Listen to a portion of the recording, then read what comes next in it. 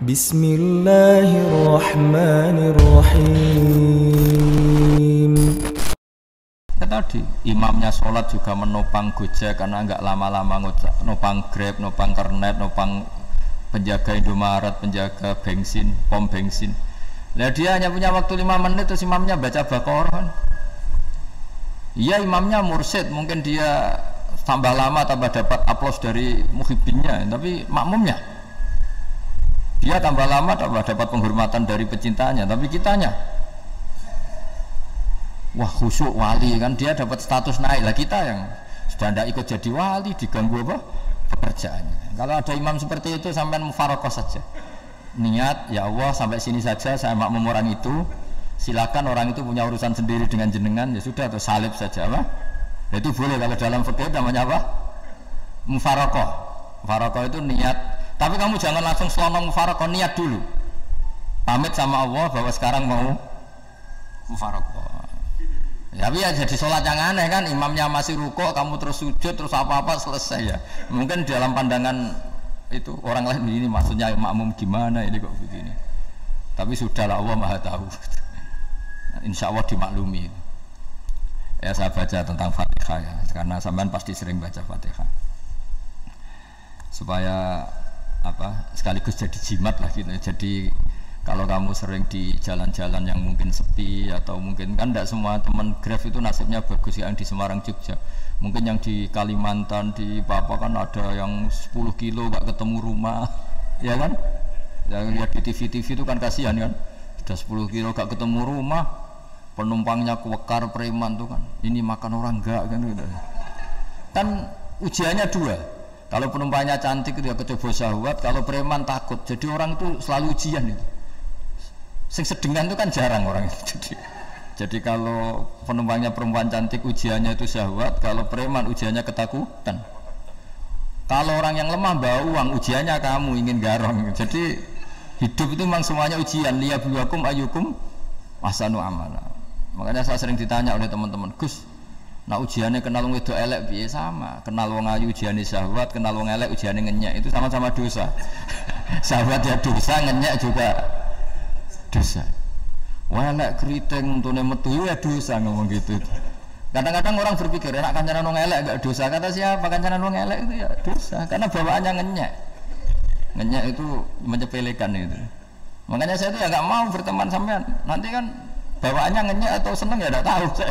Ya sudah ana takdir saja, kalau ketemu ya tak ulang ngaji gitu. Tapi ini ngaji terakhir, setelah ini ngaji biasa aja, enggak usah resmi gini. Ngaji kok resmi aneh.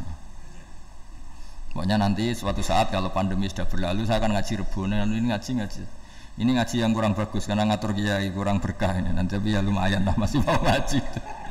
Ngaji kok tanggal ini jam ini. Sekarang suatu saat kamu tak panggil, Mas Wahyu datang ke sini jam ini, tidak mesti bisa. Mungkin pas ada acara apa, oh, maaf ke sini pas ngecek pas apa gitu. Jadi ya sudah, tapi tak maafkan lah, nggak apa-apa. Udah takdir ya. Tak bacakan supaya sampai tahu keramatnya Bismillah. Nah sebelum saya bacakan Bismillah Fatihah, tak beritahu tentang ilmu tafsirnya karena ini penting sekali. Fatihah itu dawuhnya Allah, tentu itu dawuhnya Allah. Saya ulang lagi, itu kalam Allah. Tapi yang sudah diberikan kesampaian ke kita semua, sehingga seakan-akan itu menjadi dawuhnya kita ke Allah. Jangan salah loh ya, Fatihah itu dawuh Allah, tapi sudah diberikan ke kita. Sehingga posisi kita itu yang punya itu.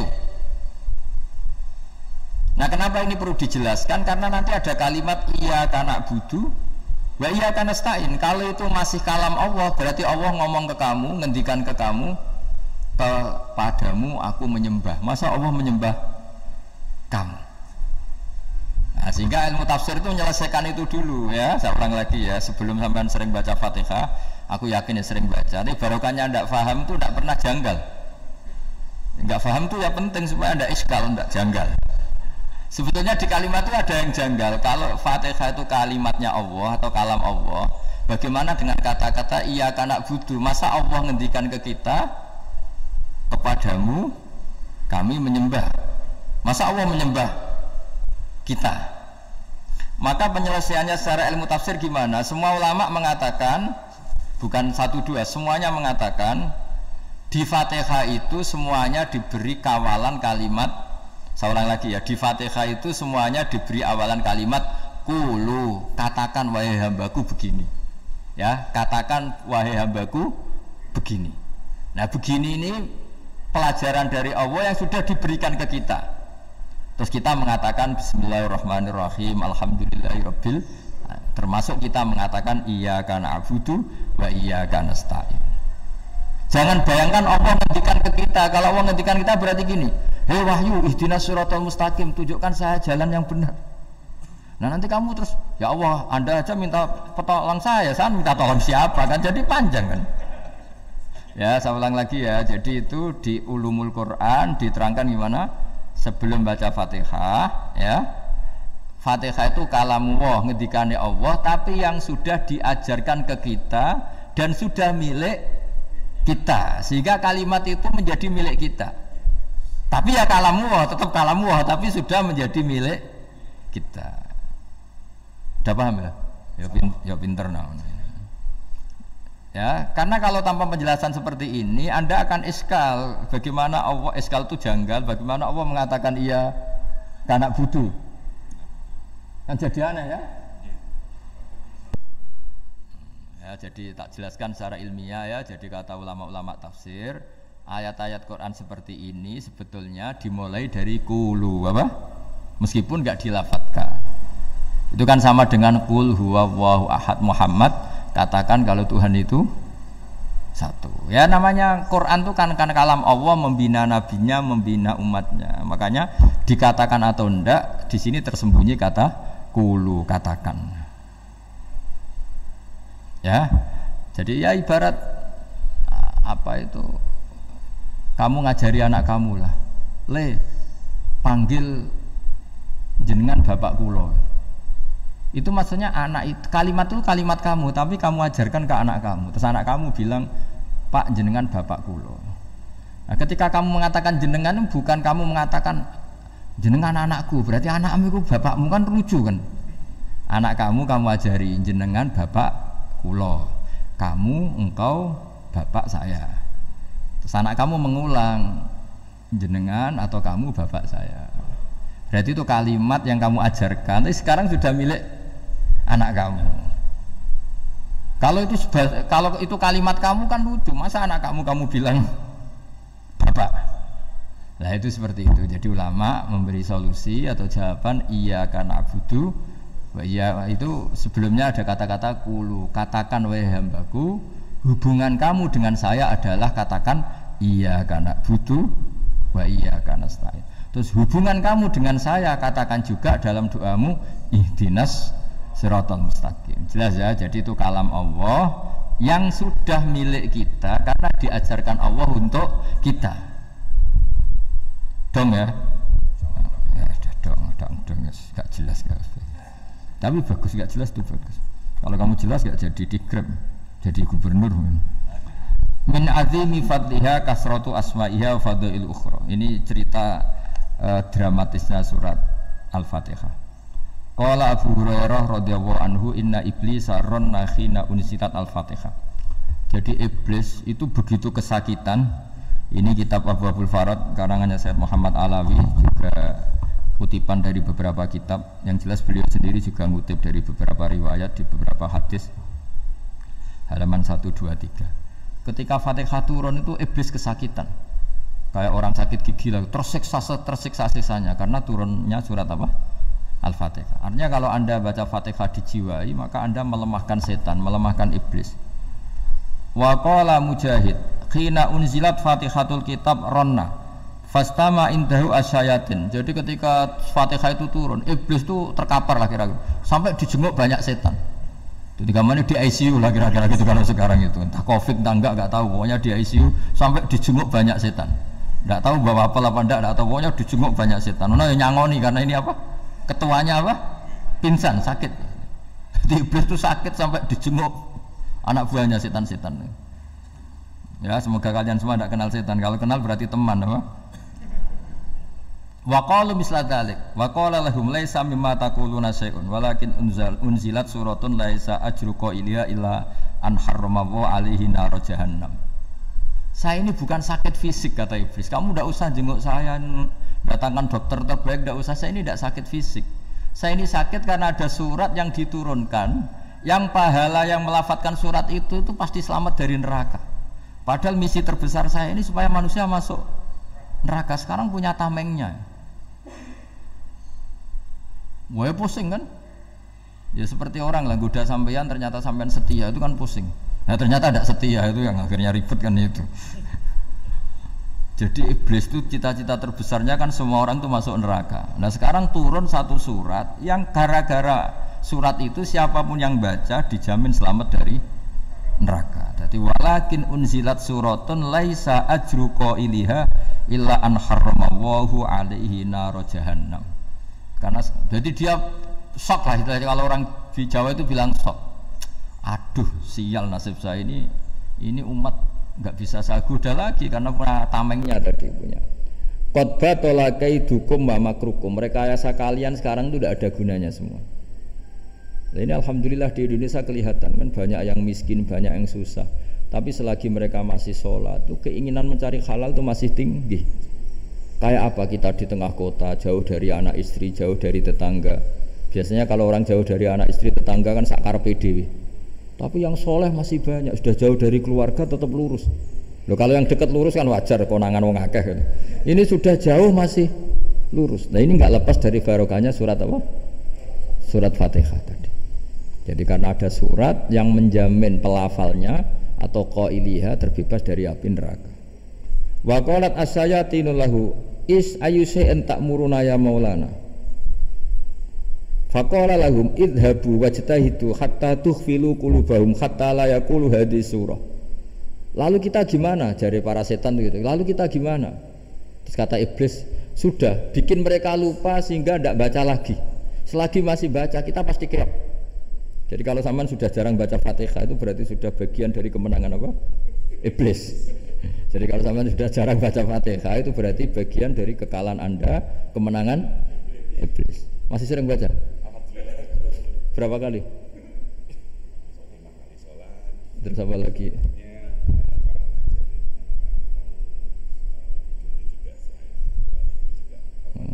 Kok 5 kali tok itu? Berarti pas sholat fardu tok itu? Enggak 5 kali itu mendingan itu 17. Kamu itu ngitungnya jangan 5 ini.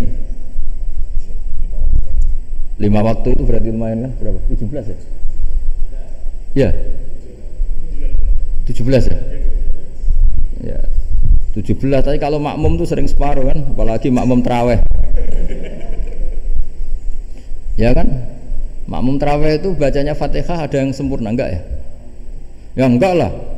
Baru alhamdulillah rabbil alamin imam ruku ikut ruku gitu. Makmum kan yang taraweh lah Mas. Kalau taraweh jarang sempurna ya. Fatihahnya itu. Kan imam sudah ruku. Kamu bacanya Fatihah sampai mana biasanya? Baru setengah ya? Ya paling pas tarawih aja kan enggak sempurna ya. Apalagi kalau imamnya sing kilat tuh waduh malah ada. Nah ketika Fatihah itu sebegitu keramatnya, sebegitu topnya, itu setan rapat singkat cerita itu yang tadi dipimpin oleh iblis yang sedang terkapar apa? Terus tadi obatnya enggak ada, cuma dia shock karena ada surat yang turun yang melafatkan itu pasti selamat dari apa?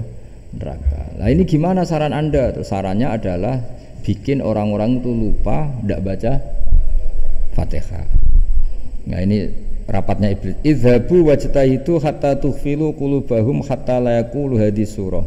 Kala yuksiru qira'ataha wa la yakunu lahum ajrun wa thawabun bal yakunu lahum adzabun wa iqabun. Jadi saya mohon selama ini Anda sudah baca, tapi mungkin hanya rutin saja. Napa rutin saja? Tapi barokahnya ngaji ini kamu punya kekuatan atau punya semangat membaca karena ini surat yang luar biasa. Ibarat gini, kalau sampean tanya, saya juga sering mikir, masa Gus hanya surat kok punya kekuatan seperti itu? Di dunia ini kata Allah, mulai Nabi Adam sampai kiamat, nggak ada yang bisa menandingi kekuatan kalimah. Kalimah itu kata-kata. Nggak ada yang bisa menandingi kata-kata. Misalnya Anda nge-grab berangkat istri cuek, berangkat cuek, itu beda dengan ketika meskipun satu kalimat Wis Pak, muga-muga dilindungi pangeran, mugi-mugi jenengan selamat. Itu menjadi teduh dan semangatnya luar biasa karena kayak mendapat support.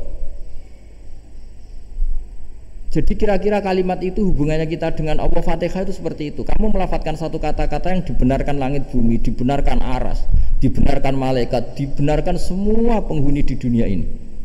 Sehingga itu efeknya luar biasa. Itu seperti gini ya, kamu cerai sama istri, terus nikah lagi katut babon. 10 tahun anak kamu dididik, ibunya benci kamu. Dan memang Anda layak dibenci. Dididik. Dan sampai nggak pernah manggil kamu Pak. Suatu saat kamu tentu rindu kan ingin dipanggil bapak oleh anak kamu. Suatu saat anak ini manggil kamu Pak E. Wah, itu senengnya bukan main. Hanya sebuah kata-kata. Makanya kadang-kadang orang itu tanya sama kiai, ijazah lafadz ini gunanya apa sih? Itu ijazah-ijazah itu untaian kata-kata. Yang kata-kata ini dibenarkan langit dan bumi dan aras dan para malaikat, sehingga efeknya itu luar. Nah ibarat seperti itulah, kamu melafadzkan Fatihah itu melafadzkan kata-kata yang dibenarkan Allah dan Rasul dan semua malaikat, semua penghuni langit. Maka ini efeknya pasti luar. Nah di sini lah orang-orang dulu itu tahu keramatnya itu, sehingga ketika melawan Belanda, melawan Jepang dulu itu kalimat-kalimat itu menjadi mantra yang luar biasa. Doa lah, doa yang luar biasa. Tapi di era modern karena orang sudah tidak ngerti itu, dianggap itu mantra, jimat, khurafat, bid'ah, waduh ribet malah. Sebetulnya tidak seperti itu. Memang kata-kata ini kekuatannya luar biasa. Sama kesakitan hati kamu juga karena itu. Ngojek wangilan. Lah Pak di bojo kok kowe gagah tok kiri. Wah, iku seling terus. Padahal kalimat itu kan tidak melukai secara fisik, tapi apa kerjanya sesuk sarasa-sarasa. Karena terus dengan pengadilan seperti itu kan ngapain kerja demi perempuan yang seperti ini. Lagi-lagi kata-kata ini luar. Nah bayangkan kalau kata-kata itu adalah kalimat yang diajarkan Allah lewat Rasulnya, lewat malaikat Jibril. Kayak apa kekuatannya itu? Nah kira-kira Fatihah itu gitu. Kalimat yang baik, kalimat thayyibah diajarkan oleh Allah dan Rasul. Kayak apa kira-kira kekuatannya? Pasti luar biasa. Wong support yang dikatakan istri kita, anak kita aja luar biasa. Apalagi ini support yang diajarkan Allah dan Rasul. Ya makanya saya mohon kalau baca Fatihah, baca kalimat-kalimat thayyibah ketika sholat itu dijiwai. Ya misalnya Rabbana lakal hamdu mil'us samawati wa mil'ul ardi wa mil'u ma syi'ta min syai'im. Engkau zat yang layak dipuji, dan pujian ini memenuhi langit dan bumi. Karena kita tahu nggak ada sejengkal di alam raya ini kecuali di situ ada rahmat Allah. Misalnya kamu bisa lewat sampai rumah saya, kamu mungkin anggap biasa saja. Coba kalau ngalami likuifaksi, tahu-tahu bumi ini ambles, bisa ngelewati yang likuifaksi itu luar. Tanyakan orang pernah ngalami likuifaksi di Sulawesi, itu melihat bumi bisa diinjak nggak ambles itu, wah luar. Nah, sampean nggak ngalami itu sehingga lewat bumi ya biasa aja. Coba kalau ngalami seperti tidur, ya biasa aja. Coba kalau ada gempa, bahwa bumi tenang ini sudah nikmat yang luar biasa. Masa kamu ngakuin nikmat nunggu digituin? Ya kan? Nah, itu. Makanya baca Fatihah dijiwai lah bahwa ini kalimat yang luar biasa. Nah, saya teruskan. Warwa Muslimun fi sahihihi an Ibnu Abbas radhiyallahu anhu annahu qala bainama Jibril alaihi salam qaitun dan Nabi sami anaqidan min fawqih farafa'a ra'sahu faqala hadza babun minas sama futihal yawma lam yuftah qaddu ilal yawm fanazala minhu malakun faqala hadza malakun nazala ilal ardi walam yanzil qattu illa al-yawma fasallim wa qala abshir binuraini qad uti tahuma lam yu'tahuma nabiyyun qabla Fatihatul kitab wa khawatimu suratil Baqarah. Jadi suatu saat Jibril ini jagongan lah kira-kira gitu sama Rasulullah. Tahu-tahu langit itu gemuruh. Langit gemuruh kata Jibril, terus semuanya ngangkat kepala ke langit. Ini pintu langit baru ini dibuka, yang sebelumnya tidak pernah dibuka seperti ini. Turunlah malaikat, yang malaikat ini pun malaikat spesialnya nggak malaikat murahan lah kira-kira gitu, yang nggak pernah turun ke bumi kecuali juga saat itu dengan penyambutan yang luar biasa, dengan semuanya tidak pernah terjadi hanya karena bahwa surat Fatihah. Jadi ini surat yang luar biasa, pengawalannya lewat malaikat yang spesial nggak pernah turun di bumi kecuali saat itu, penyambutannya juga nggak pernah seperti itu, baru seperti itu. Jadi semuanya itu spesial. Nah, kenapa ini spesial? Karena di situ ada isi puja-puji kepada Allah Subhanahu wa ta'ala. Ada ikrar kita, alhamdulillah rabbil alamin, ar-rahmanir rahim. Ikrar ini penting. Kalau contoh paling gampang gitulah. Kamu punya istri selama ini cerewet terus. Suatu saat ngomong, "Pak, tak angen-angen ra ono wong lanang koyo sampeyan." Wah, itu langsung tidak ada lelaki sebaik engkau. Itu sampean senengnya Masya Allah. Karena ada ikrar dari seorang istri ke kamu. Nah, bayangkan kalau ikrar kita sebagai hamba diakui oleh Allah Subhanahu, maka ikrar ini akan dicatat sebagai kebaikan kita yang kita panen nanti di akhirat. Karena ada ikrar. Kita ikrar bahwa alhamdulillah rabbil alamin, kita ikrar ar-rahmanir rahim, kita ikrar maliki yaumiddin, kita ikrar iyyaka na'budu wa iyyaka nasta'in. Sampai misalnya jadi orang Indonesia, ketemu orang Indonesia yang makmur di Jerman, terus lupa Indonesia. Kamu orang Indonesia, enggak, ada orang Indonesia. Mangkel gak kira-kira? Mangkel. Karena salah ikrar kan gitu. Ya, jadi saya mohon jangan anggap kalimat itu hal yang biasa, tapi luar biasa. Nggih, ngoten mawon. Assalamualaikum warahmatullahi wabarakatuh.